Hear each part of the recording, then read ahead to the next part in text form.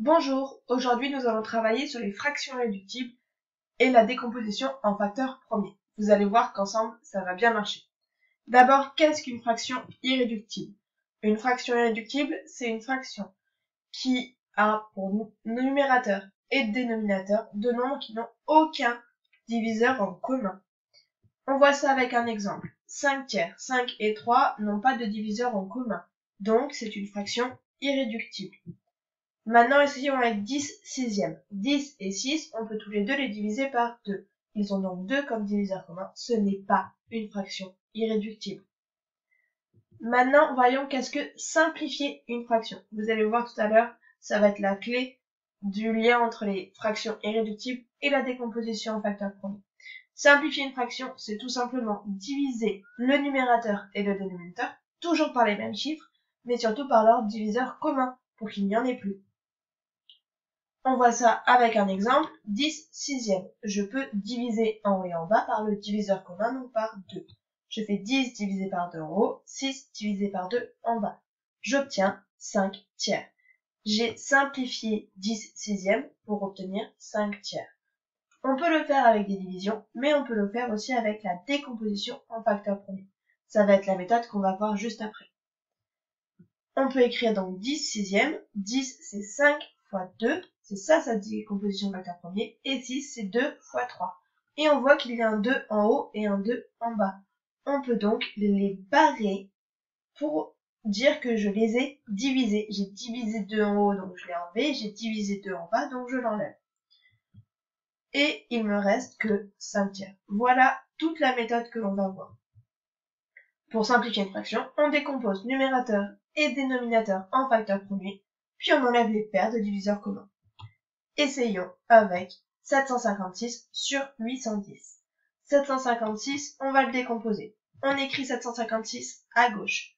C'est pair parce que ça termine par 6. On peut diviser donc par 2. J'écris 2 à droite et je fais le calcul 756 divisé par 2. Ça me fait 378. C'est toujours pair, donc je divise par 2. 378 divisé par 2 me fait 189. Ce n'est plus pair, donc je dois essayer de regarder pour 3. Je vais ajouter les chiffres. 1 plus 8 plus 9. Ça me fait 18. 18 est dans la table de 3, donc 189 est dans la table de 3. J'écris 3 à droite et je fais 189 divisé par 3. Ça me fait 63. 63, 6 plus 3 me fait 9. 9 est dans la table de 3. Donc je peux diviser 63 par 3. J'écris 3 à droite et je fais le calcul. 63 divisé par 3 me fait 21. 21, je connais ma table. Je sais que c'est 3 fois 7. J'écris 3 à droite, 7 en bas. 7 n'est pas divisible par 3. On regarde le facteur premier suivant qui est 5. Ce n'est pas divisible par 5. On regarde celui encore suivant dans notre liste. C'est 7. 7 est bien divisible par 7. Ça me donne 1. J'ai trouvé 1. Je m'arrête là. J'ai décomposé 756 en 2 fois 2 fois 3 fois 3 fois 3 fois 7. On décompose maintenant 810. J'écris 810 à gauche d'une barre. 810 est pair. J'écris donc 2 à droite. 810 divisé par 2 me fait 405. 405 n'est pas pair. Donc je regarde est-ce que c'est divisible par 3. 4 plus 0 plus 5 me fait 9. 9 est dans la table de 3. Donc c'est bien divisible par 3. J'écris 3 à droite et je fais mon calcul. J'obtiens 135.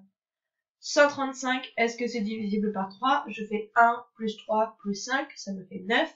9 est dans la table de 3, donc 135 est divisible par 3.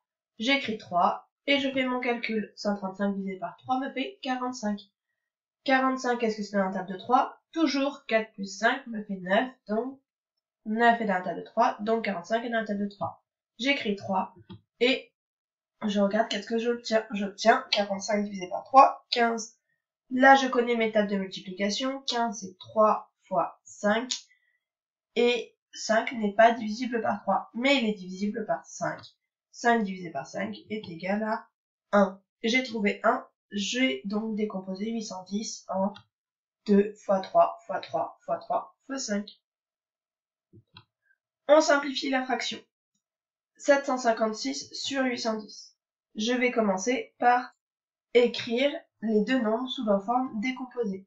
J'ai donc en haut 2 fois 2 fois 3 fois 3 fois 3 fois 7 Et en bas, 2 fois 3 fois 3 fois 3 fois 3 fois 5. Je barre à présent les paires. J'ai donc mon 2 en haut et mon 2 en bas, les premiers que je peux barrer. Le deuxième 2 du haut, je n'y touche pas, parce qu'il n'a pas de paire en bas, donc je le laisse tranquille. Je barre ensuite le premier 3 du haut avec le premier 3 du bas. Le deuxième 3 du haut avec le deuxième 3 du bas. Le troisième 3 du haut avec le troisième 3 du bas. Le quatrième 3 du bas, je n'y touche pas parce qu'il n'a pas sa paire en haut. Le 7 et le 5 sont tout seuls aussi, donc je les laisse tranquilles. Et je regarde maintenant ce qui me reste. Il me reste 2 fois 7 en haut, 3 fois 5 en bas. J'ai donc obtenu 14/15, qui est bien une fraction irréductible, la simplification de 756 par 810. Maintenant que vous avez tout compris, vous n'avez plus qu'à essayer.